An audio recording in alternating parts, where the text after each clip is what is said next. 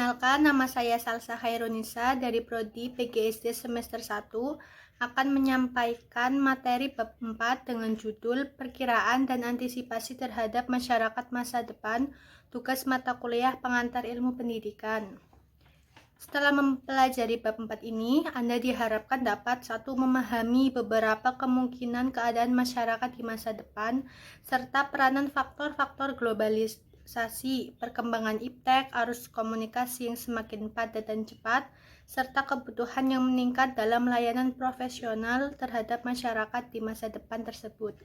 2. Memahami berbagai upaya pendidikan untuk mengantisipasi masa depan, baik yang berkenaan dengan penyiapan manusia maupun yang berkenaan dengan perubahan sosiokultural. Poin A. Perkiraan masyarakat masa depan. Pendidikan selalu berlangsung dalam suatu latar kemasyarakatan dan kebudayaan tertentu. Melalui upaya pendidikan, kebudayaan dapat diwariskan dan dipelihara oleh setiap generasi bangsa. Perkembangan masyarakat beserta kebudayaannya sekarang ini makin mengalami percepatan serta meliputi seluruh aspek kehidupan dan penghidupan manusia. Perubahan yang cepat tersebut mempunyai karakteristik umum yang dapat dijadikan petunjuk sebagai ciri masyarakat di masa depan. Beberapa di antaranya: 1. Kecenderungan globalisasi yang makin kuat. 2. Perkembangan iptek yang makin cepat. 3. Perkembangan arus informasi yang semakin padat dan cepat.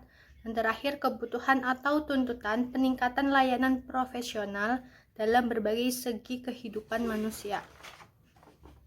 1. Kecenderungan globalisasi.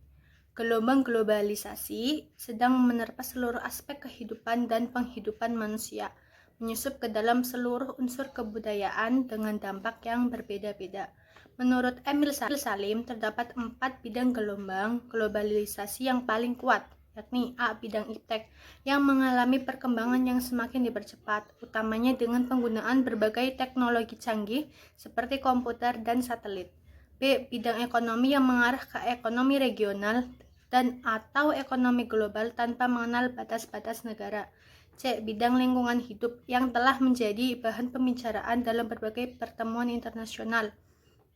D. Bidang pendidikan dalam kaitannya dengan identitas bangsa, termasuk budaya nasional dan budaya-budaya Nusantara. Di samping keempat bidang tersebut, kecenderungan globalisasi juga tampak dalam bidang politik, hukum, dan hak asasi manusia, paham demokrasi, dan sebagainya. Materi selanjutnya akan disampaikan oleh teman saya. Terima kasih. Perkenalkan, nama saya Nurul Istiqomah dari Prodi PGSD semester 1.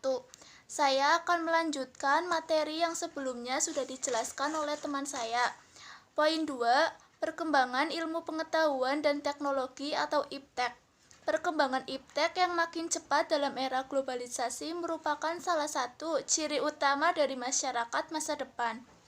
Perkembangan iptek pada akhir abad ke-20 ini sangat mengesankan, utamanya dalam bidang-bidang transportasi, telekomunikasi, dan informatika. Perkembangan yang makin cepat itu masih akan berlanjut dalam abad ke-21 yang akan datang, dan demikian pula dengan limpahannya akan bersifat global. Globalisasi perkembangan iptek tersebut dapat berdampak positif dan juga negatif. Positifnya adalah memudahkan untuk mengikuti perkembangan iptek yang terjadi di dunia, menguasai dan menerapkannya untuk kebutuhan pembangunan. Sedangkan negatifnya akan timbul apabila kondisi sosial budaya belum siap menerima limpahan itu. Poin 3, perkembangan arus komunikasi yang semakin padat dan cepat. Salah satu perkembangan iptek yang luar biasa adalah yang berkaitan dengan informasi dan komunikasi, utamanya satelit komunikasi, komputer, dan lain-lain. Seperti telah dikemukakan bahwa kemajuan itu telah mendorong perubahan masyarakat dari masyarakat industri ke masyarakat informasi. Dan untuk Indonesia terjadi perubahan yang hampir serentak dari masyarakat pertanian ke masyarakat industri dan masyarakat informasi. Meskipun teknologi komunikasi dan informasi telah mengalami perkembangan yang cepat, namun belum merata pada semua negara. Alih teknologi ke negara berkembang berjalan relatif sangat lambat, dan arus informasi didominasi oleh beberapa negara maju. Oleh karena itu, diperlukan berbagai upaya untuk merebut teknologi tersebut, seperti pengembangan teknologi satelit yang mutakhir, penggunaan teknologi digital yang mampu menyalurkan sinyal yang beragam di bidang media cetak dan di bidang media elektronik. Kesemuanya itu akan mempercepat terwujudnya suatu masyarakat informasi sebagai masyarakat masa depan. Materi selanjutnya akan dijelaskan oleh teman saya. Perkenalkan, nama saya Anissa Lowilia Nusralita dari Prodi PGSD. Di sini saya akan melanjutkan materi yang sebelumnya sudah dijelaskan oleh teman saya, yaitu poin 4. Peningkatan layanan profesional. Salah satu ciri penting masyarakat masa depan adalah meningkatnya kebutuhan layanan profesional dalam berbagai bidang kehidupan manusia. Oleh karena itu, manusia masa depan tersebut makin menuntut suatu kualitas hidup yang lebih baik, termasuk berbagai layanan, seperti profesi. Profesi adalah suatu lapangan pekerjaan dengan persyaratan tertentu, suatu vokasi khusus yang mempunyai ciri-ciri.